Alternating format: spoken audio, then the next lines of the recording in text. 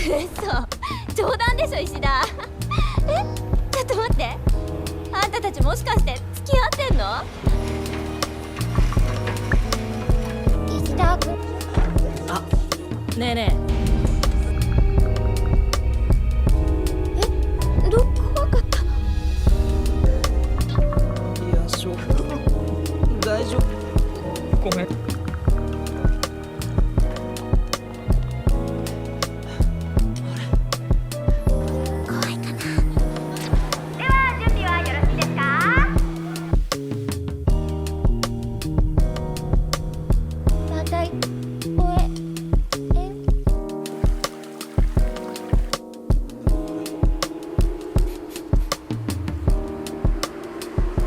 ありがとう。 Salut à tous, c'est TheBabyOne et aujourd'hui on va parler d'un des films qui m'a le plus impacté émotionnellement, The Silent Voice de Naoko Yamada. Comme d'habitude pour les critiques, il y aura une partie sans spoil jusqu'au timecode dans le titre de la vidéo, puis on passera à la partie spoil. Bien sûr, un rappel sera fait dans la vidéo au moment où on passera en seconde partie. Alors pour parler de ce film, je vais spoiler juste son introduction, mais vraiment quand je dis son introduction, vous inquiétez pas, c'est juste le début. C'est l'histoire de Shoya, un jeune homme marqué par des actes d'harcèlement qu'il a commis lorsqu'il était enfant à l'encontre d'une fille de sa classe atteinte de surdité. De par le poids de ses actes et ce que ça a mené dans sa vie, il va avoir l'envie de se...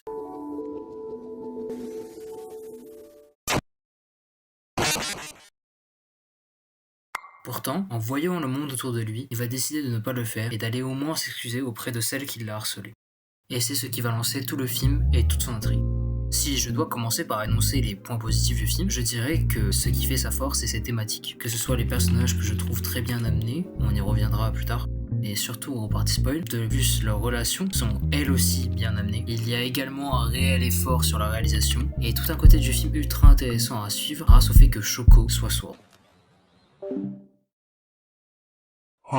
Honnêtement, c'est un film pour moi qui a la qualité de réussir ce qu'il veut transmettre comme message, puisqu'il arrive à changer certaines opinions qu'on a sur certains personnages.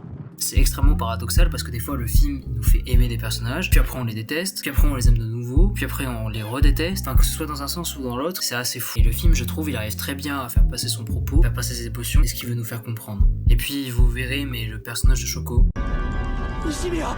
Oh, ce personnage, il est incroyable, comme celui de Shoya de toute façon. Après, si je dois parler cinéma au niveau des plans, le film est beau. Niveau animation, c'est magnifique. Peut-être hors Ghibli et adaptation d'animé de manga, bien sûr, un des films que j'ai trouvé le plus beau. La direction artistique, elle est plaisante. Il y a des symboliques qui sont bien utilisées et une que je trouve un peu trop répétitive. Ceux qui ont vu le film m'ont compris. De toute façon, je reviendrai dessus dans la partie spoiler. Bon, après, j'avoue que c'est compliqué pour moi de donner des aspects cinématographiques qui m'ont plu dans le film d'animation parce que je maîtrise un peu moins ce domaine. Je suis un peu plus calé dans les live action. En bref, A Silent Voice c'est un film qui touche de manière profonde, qui marque, moi personnellement, sans maxer le film. Et là je le maxe pas, hein. C'est vraiment ce que je pense, et je pense qu'il mérite ce que je vais dire. J'ose dire que c'est l'une des œuvres cinématographiques qui m'a le plus impacté, et qui m'a fait reprendre conscience de certaines choses. C'est un film que je vous demande de regarder ne serait-ce qu'une seule fois dans votre vie, pour ce qu'il est. Toutefois, je pense cependant que ça reste un film pour les adolescents, jeunes adultes ou même parents, dans ce qui concerne la cible de celui-ci. On passe en deuxième partie de vidéo, donc ceux qui n'ont pas vu A Silent Voice, qu'est-ce que vous faites encore là? Allez voir le film et quittez la vidéo avant que je spoil, parce que ça gâcherait toute l'expérience de visionnage. Comme d'habitude, on commence par revenir sur les points forts du film. Je pense que d'abord, ce qui m'a plu dans le film, c'est ses thématiques. Je pense que je vais commencer par parler de l'introduction du film, qui nous a tous marqués. Et si je parle de l'introduction, je parle bien sûr, certes, la scène de suicide de Shoya reste très marquante, mais surtout des scènes d'harcèlement de Shoko Nishimiya. Dès l'introduction de son personnage, on nous fait comprendre que c'est une fille à la gentillesse infinie, sans aucune rancune, et avec la plus pure des envies pour un enfant, se faire des amis pour se sentir enfin accepté. Pour les autres de sa classe, au début ils sont intrigués par la fille sourde qu'est Shoko, et ils vont en envie pour la plupart de sympathiser avec elle. Mais de par le fait que cette communication, malgré son carnet, est compliqué et que surtout le carnet étant la seule voie que Shoko a pour communiquer avec les gens, ce qui fait que eux trouvent qu'elle ne fait pas assez d'efforts, va faire qu'elle va se faire discriminer par son handicap. Et pourquoi elle va se faire discriminer? Eh bien parce que le handicap, c'est le symbole de la différence. Ce qui, chez les enfants, est très problématique, puisque ceux-ci ne l'acceptent tout simplement pas. Durant cette partie du film, nous découvrons notre autre protagoniste qui est Shoya. Au début, il nous est présenté comme le rigolo de la classe, celui qui fait en sorte de se faire remarquer. Et même si au début cela ne dérange pas, Très vite, il va s'attaquer à Shoko en la ridiculisant, ou même carrément en lui arrachant ses appareils auditifs. Quand bien même, au début, il n'est pas tout seul, il est celui qui se fait remarquer, celui qui le veut, et donc du coup, c'est celui que le spectateur voit le plus. On commence donc à le prendre pour le principal fautif, ce qui nous fait avoir une opinion négative de lui. Et de ce fait, lorsque Shoko se fera exclure, Shoya sera accusé par toute sa classe comme celui qui est responsable de la situation. Et ses camarades de classe le rejetteront à son tour. Car ils ne voudront pas être rattachés à lui, rattachés à celui qui est qualifié d'harceleur. Ce qui est vrai. Mais c'est fou à quel point le film nous montre la brutalité en disant que oui, il était pas seul, mais vu que c'est celui qui se fait remarquer, on se concentre sur son accusation à lui. Avec cette introduction, on a les choses les plus importantes qui sont posées. Tout d'abord le personnage de Shoko qui nous a été décrit comme introverti, handicapé, mais surtout gentille, généreuse et sans la moindre once de rancœur envers autrui. En gros, c'est Thorfinn. Puis on a Shoya, qui tantôt vu comme celui à détester, va, lorsqu'il se fera à son tour harceler, commencer à se changer d'attitude, et plus tard dans le film, à aller en quête d'une certaine rédemption. Je trouve que l'intro était importante à expliquer et à développer, car déjà je la trouve extrêmement bien faite, extrêmement bien écrite, et car par la suite, pour mon analyse critique, je pourrais m'appuyer sur ces éléments pour expliquer mon propos.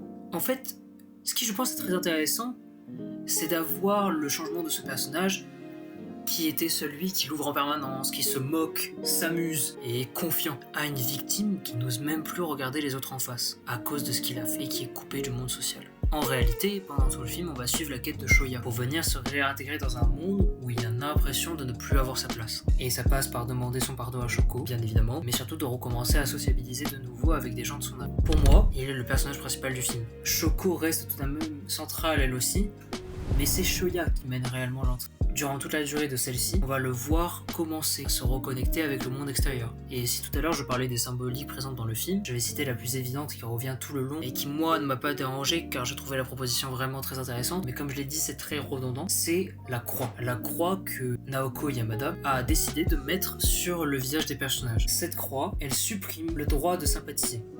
Comme s'il ne voudrait pas de... ou alors qu'il s'interdit tout simplement d'établir un contact avec eux parce qu'il pense que ça va le faire souffrir. Et ce système de croix créé par l'esprit de Shoya fait comprendre de manière facilitée des éléments sur le personnage et ce qu'il ressent.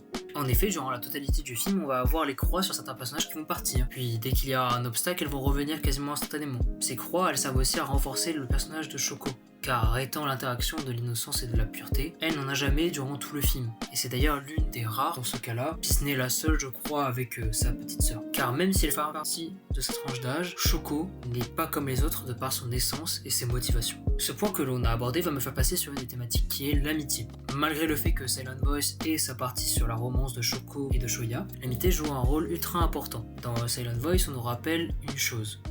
L'humain est un être social. Alors oui, cela varie entre les individus, bien entendu, mais pour son bonheur, un humain a besoin d'avoir du contact avec d'autres personnes. C'est pas pour rien que les célibataires ont souvent un animal de compagnie. Que les chatbots se vont de plus en plus répandus, que les personnes qui partent à la retraite restent parfois en activité parce qu'elles ont peur de perdre tout le contact social. L'humain, c'est l'un de ses besoins les plus forts. Et pour Shoya, c'est la même chose pendant toute la partie où il ne va pas avoir de contact avec les gens de son âge. Il est seul, sans confiance, sa vie va très mal, extrêmement mal quand même. On rappelle juste qu'il a eu envie de se suicider. Mais dès qu'il va oser parler à Shoko, il va avoir une nouvelle étincelle. Et celle-ci va s'accentuer avec l'arrivée de Nagatsuka, que Shoya va aider et qui va devenir son premier véritable ami.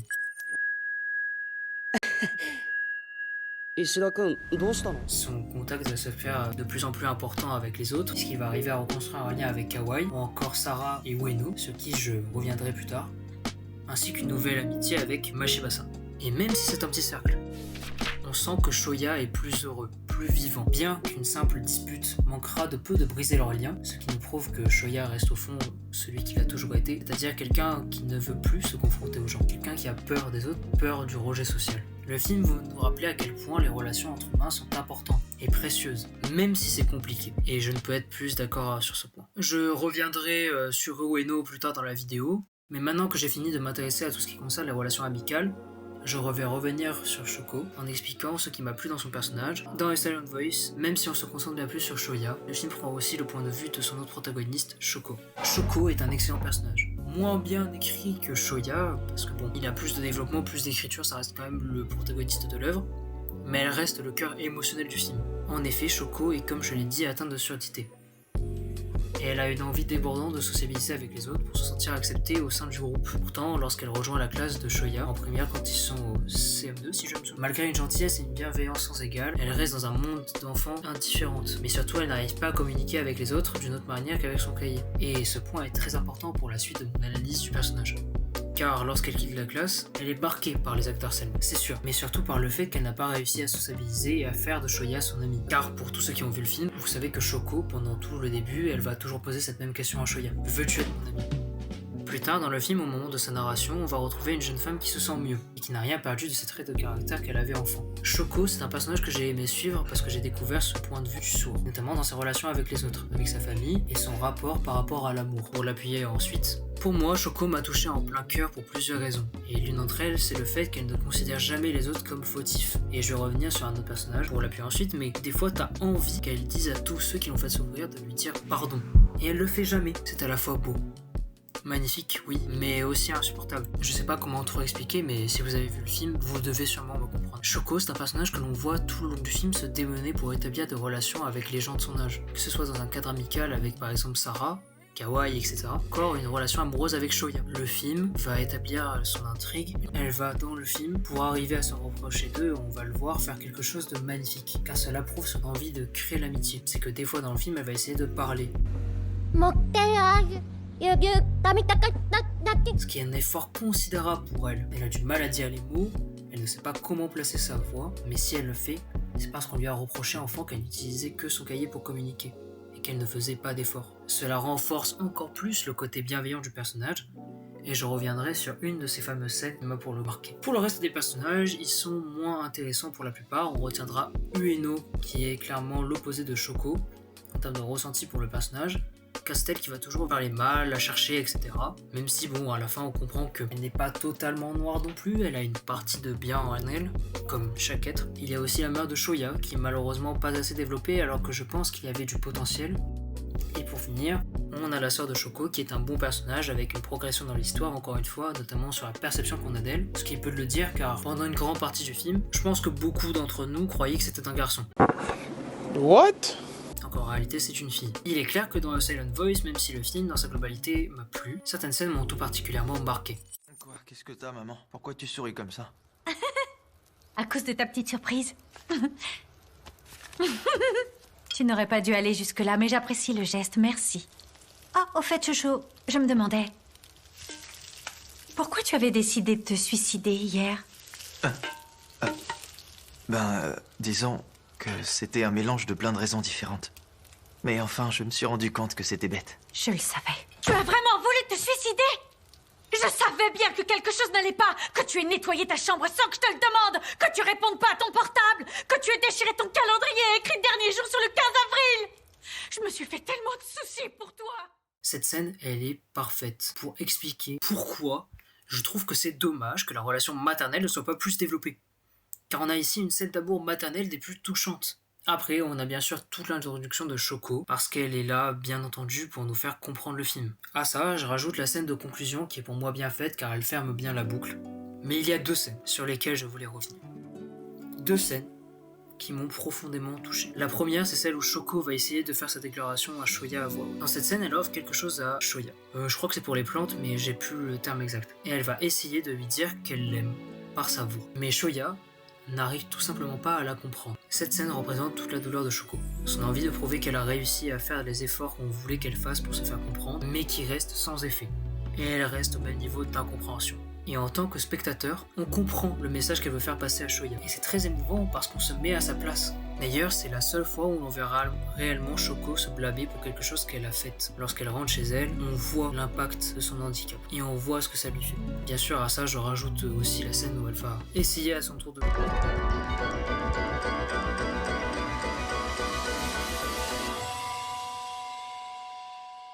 qui montre bien sûr l'impact de son handicap, mais celle-là reste pour moi au-dessus en termes d'émotion. L'autre scène, c'est celle où Shoya, sortie de l'hôpital, court chercher Shoko qui est elle aussi sur le trajet pour aller le voir. Au moment où ils se retrouvent, Shoya va lui faire la plus belle des demandes. Une demande qui est pour moi supérieure à une simple déclaration. Il lui demande... Écoute, Nishimiya, comment dire? Si tu veux bien... Aide-moi à vivre. J'y arriverai pas sans toi. Au travers de cette demande, on comprend tout, on ressent tout, et ce, plus qu'avec le cliché « je t'aime de tout mon cœur ». De plus, c'est la demande pour Shoya de sa rédemption, puisqu'en apprenant à vivre avec elle, on pourra mieux la connaître et réparer ses erreurs du passé. Maintenant que j'ai parlé des scènes qui m'ont plu et qui m'ont énormément marqué dans le film, et il n'y en a pas forcément des significatifs. Tout d'abord, je vais revenir dessus rapidement, mais la mère de Shoya avait une bonne écriture en début de film, ainsi que de bonnes pistes de développement. Malheureusement, elle disparaît durant tout le reste de l'œuvre. Je pense que revenir sur la famille de Shoya aurait pu être intéressant.